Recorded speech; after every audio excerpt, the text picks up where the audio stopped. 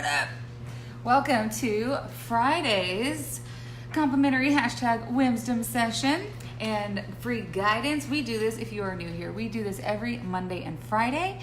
And you guys submit me your questions via message, or if you happen to pop on these live streams, I do not announce times for them because this is a free energy space. But if you happen to catch them live, then you can always pop your questions in the comments below to be featured in the next live Q&A. Or of course, if you're watching this live and you have questions about what we're talking about, then absolutely ask away, ask away. So tonight's topic is super cool, and I'm so glad that it came up because a lot of, not just a lot of us, everybody has dealt with this. Everybody has dealt with something that they're waiting for, something that they need in their life to give them closure about something that is causing them great stress, great anxiety, great mourning, just like you're exploding on the inside and you can't make this, whatever the closure is, whatever you're needing to happen, whether it could be some paperwork, whether it could be someone leaving, whether it could be, it's like anything. So we've all had that moment in time where we're just like, I can't get my shit together and like get my head straight and calm down until this thing happens. Once this happens, I'll just feel so much better. But until then, I'm gonna have this like waiting for the axe to fall, waiting for the other shoe to drop, this impending doom feeling, because we can't control it. And this is a feeling that everyone in their lifetime is going to have, and multiple times. But for people pleasers, it's especially because it triggers our need to control. Because we just a bunch of little control freaks, and we're not like outward control freaks, like what you would think of a normal control freak. We don't try to micromanage and control people. Some of us do, just depending on how we're in a situation. But that's not how we try to control things. Instead, people pleasers, we come at it the other way. We come at it with, we try to control all the little things that really wouldn't even be on a normal control freak's radar. We try to control people's perception of us to protect ourselves. Really, we have a crippling fear of the uncontrollable.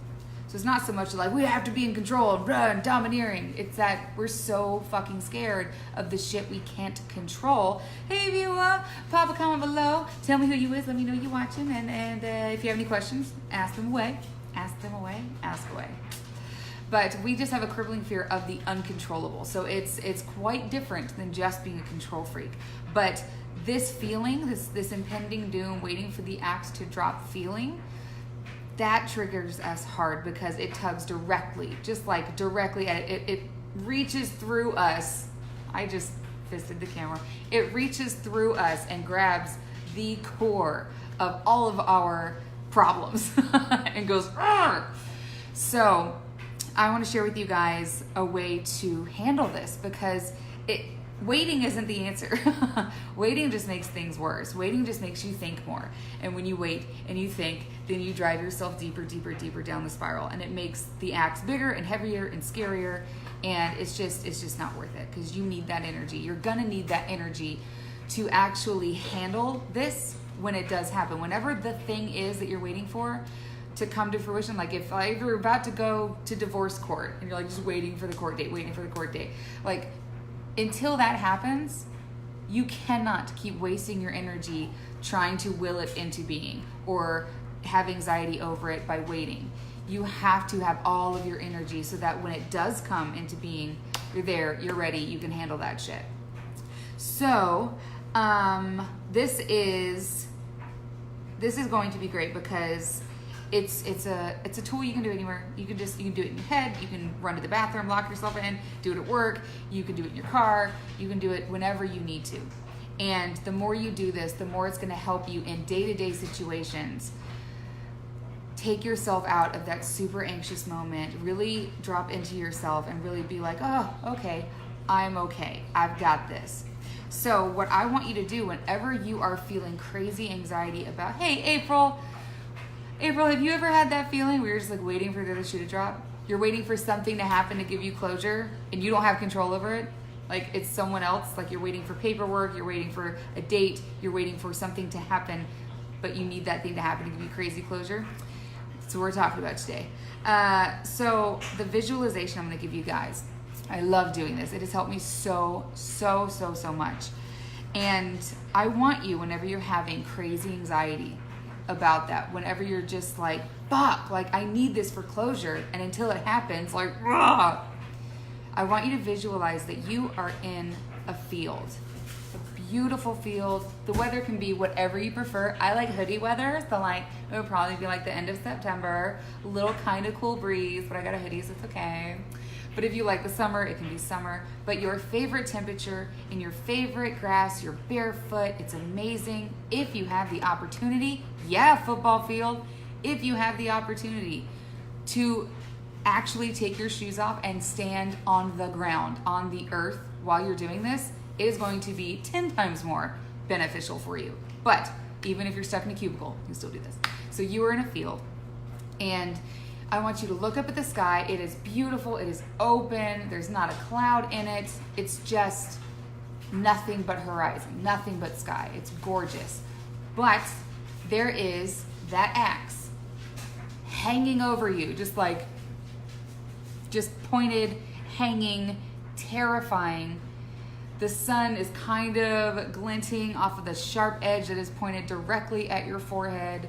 Nothing's really holding the handle, and it's kind of like wavering a little bit, to make you like kind of flinch. It's just there, and it looks so heavy and terrifying, and it just seems like it's honed in on you. And it's this thing that you swear is going to give you closure, and that you can't force into being, but you have to wait for. And I want you to look straight up at this axe. And I want you to dig your little toes into that grass. Clutch your fists. And I want you to tense your entire body.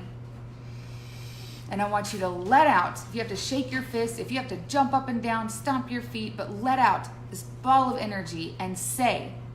If you want to say this out loud in your office, you're totally called to. If you're out in a field, fucking scream it. But I want you to say, I call all of my power back to me now. I call all of my power back to me now. And then I want you to take one step to the side. That's it. One step. Expound all of that frustrated energy, call all your power back to you, and just fucking take a step to the side. Like to the left. And then I want you to look up and to the side, back at the axe, and just watch it fall to the ground. Victimless. Doesn't cut off anyone's toes, doesn't hurt any kittens. It just, because you moved, your ball of energy that was allowing it to hover in the air, you moved, you took it back, you moved out of the way, it fell to the ground. And now it looks so harmless. Now it's just laying in this fluffy grass. The sharp edge is like embedded in the dirt. It's only going to hurt you or fuck up your day if you step on it or stub your toe on it, right? And that's what I want you to think of every time you're feeling so overwhelmed by this thing that is the only thing that's going to give you closure. And this isn't about an exercise of being like, it's not actually going to give you closure and it's just a thought. You don't have to get that deep with it. It can be the thing that you're like, once this happens, everything's going to be different. We don't have to get into that. We just have to address how that impending feeling and your fear of not being able to control and bring it into existence, because you're like, damn it, no, it needs to happen now. But if you can't control that and you're struggling with your fear of that uncontrollable and it's becoming such a burden and it's causing anxiety, it's making you moody as fuck, it's making you burst into tears, it's making you super anxious, whatever it's doing to you, you can call your power back to you now. Because we could reduce it to the extreme and be like, well, if it doesn't happen, will you die? But did you die? But there's no need for that. It's about you not just being like, I guess I should be grateful for what I have now, but like, no, being okay with needing what you feel you need in that moment, but taking back your power enough to be like, okay, but I'm not going to let it control me until it does come into fruition. Because like I said before, you have to have all of your energy to take it on when it does come, when it does show up. Because if you've wasted all your energy before that and then it comes, or you have a hell of a time trying to integrate, trying to process all that shit when it does happen if you've already used up all your energy waiting for it. Right? Because you need to take your power back. You aren't the things you wait for. Repeat that if you have to. You are not the things you wait for. It's not about whether or not those things are worth waiting for. We don't even have to get into that. You are not the things that you wait for. You can't process and integrate them. You can't process and integrate something that hasn't fully come into your world. So every ounce of energy that you put toward it is being wasted until it's there for you to actually be able to process and integrate. Because then you know the spirals. It's the fake conversations in your head. It is, well, I'm going to say this, and then she's going to say that. Or it is, if you're waiting for the results of something, thinking about, well, what if it's this? And going on that whole tangent. And it's just so much energy wasted. And you're going to need that energy.